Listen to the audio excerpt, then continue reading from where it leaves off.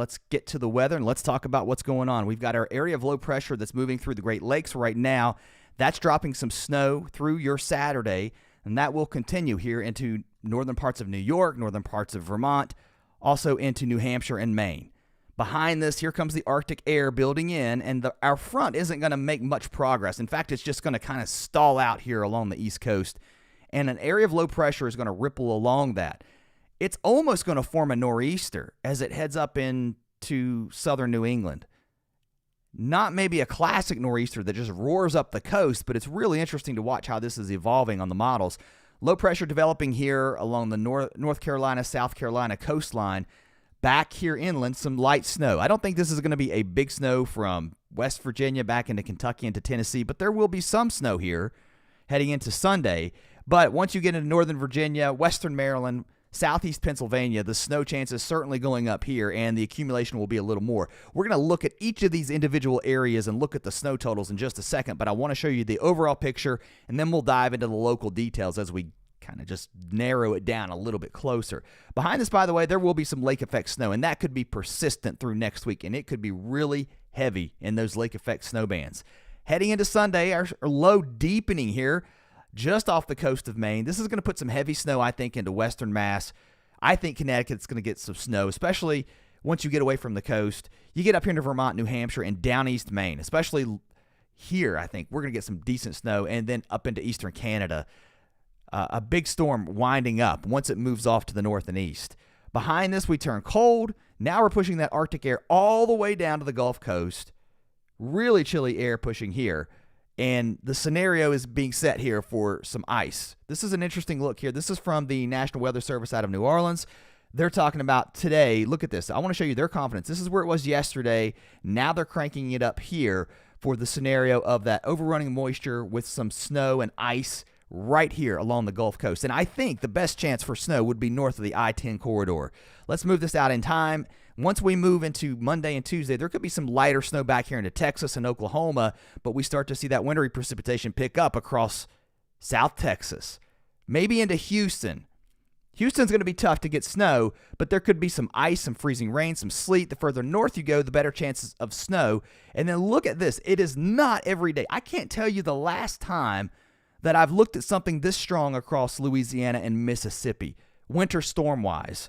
When you're talking about, and listen, I'm not making this up. You look into the National Weather Service forecast, things they're talking about, 4 to 8 inches maybe here into Louisiana. It wouldn't shock me if a locally higher band sets up somewhere. That is impressive. I'm going to argue that is a historic thing that you will remember if you live in southern Louisiana or Mississippi. All right, as we move into now Tuesday, this is moving into Florida. I think this is too far south. I just don't know about down here into Florida. I think it's going to be up here into Georgia, southern Georgia, into South Carolina, and the new data giving us an idea that this may impact the eastern parts of North Carolina, and I dare say look out here into southeast Virginia. Keep a very close eye to this. This is trying to come up the coast somewhat. Some of the models are trying to show that, and that would put snow down along the coastal areas of North and South Carolina, down to the Grand Strand, into Charleston, and maybe to Savannah. All right, I don't know. All right, that's kind of the look that we're getting here on the newest European from the overnight, and the newest model trends have kind of went that way. Let's look at the GFS just for some comparison. I'm going to roar through this weekend storm, which looks very similar. The GFS also setting up that wintry mix across the south. It is giving you the idea that it is a little further north than Florida. It's going to be so borderline here, and I think you're going to have to almost wait until the point where you get that precipitation moving in. But the problem with getting an East Coast snow, I mean, this is not going to be a nor'easter. You just don't have the setup in the upper levels. Everything is being suppressed to the south. But you could get enough overrunning moisture with some mid-level and upper-level winds here. Okay, that's what's really driving some of this moisture. And you get some return flow, maybe a little bit of moisture here into the eastern Carolinas. Let's watch this as we head through the weekend and into early next week and see how this evolves. A closer look at our snow into the northeast, timing some of this out. Then we're jumping into the totals. Here into West Virginia, that snow picks up as we head into Sunday afternoon into Sunday evening. Some lighter snows back here, but it won't be insignificant across eastern Kentucky, possibly southwest Virginia, West Virginia, into southern Ohio. We could see some accumulation, especially into the mountains. That's where your best chance of snow would be. And now the snow starts to pick up here into the northeast, from eastern New York down into southeast Pennsylvania, into New Jersey. Southern New Jersey may mix over to rain, even into Delaware, sort of a mix here. But once you get, I don't know, northwest of Philadelphia, I think that's the best chance for snow. North and west of I-95 is going to be the best shot for snow. And into Boston. I mean, look, the newest GFS just keeps you off snow here.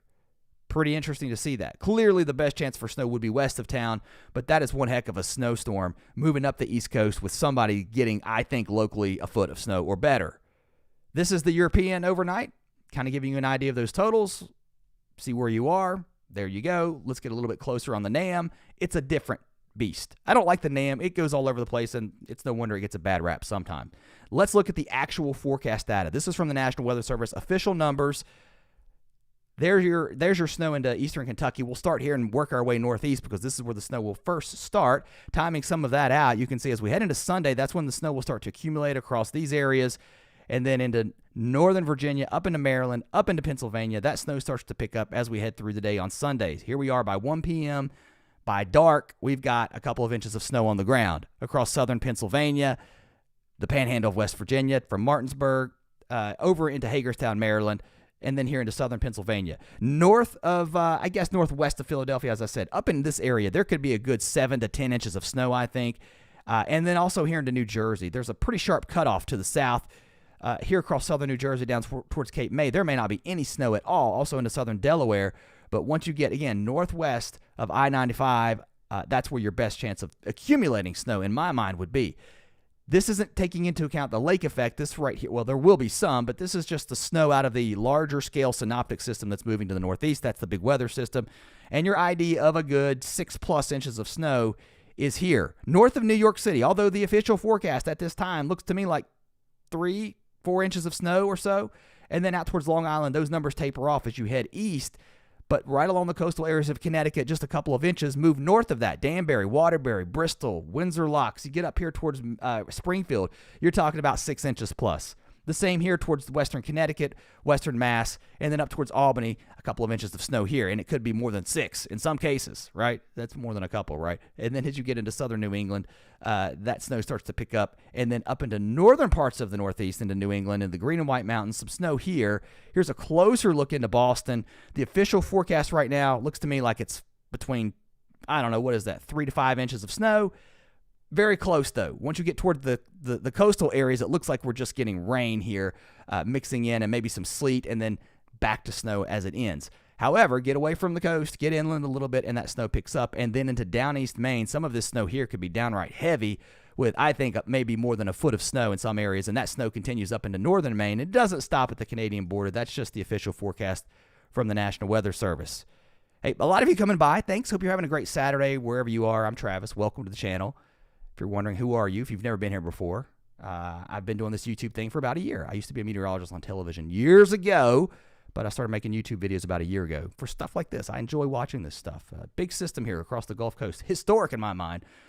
So anyway, if you like this kind of stuff, I hope you'll subscribe, come back. Let's dig into this a little closer, because this, again, is going to be pretty wild to watch across Texas into the Gulf Coast as it moves east into Georgia, Florida, maybe even some mixed precipitation here towards Tallahassee, some freezing rain possible as that shallow layer of cold air gets set up, and then the snow kind of moves out. Let's look at these totals here. The ensemble guidance growing here for the idea of more than 2 inches of snow.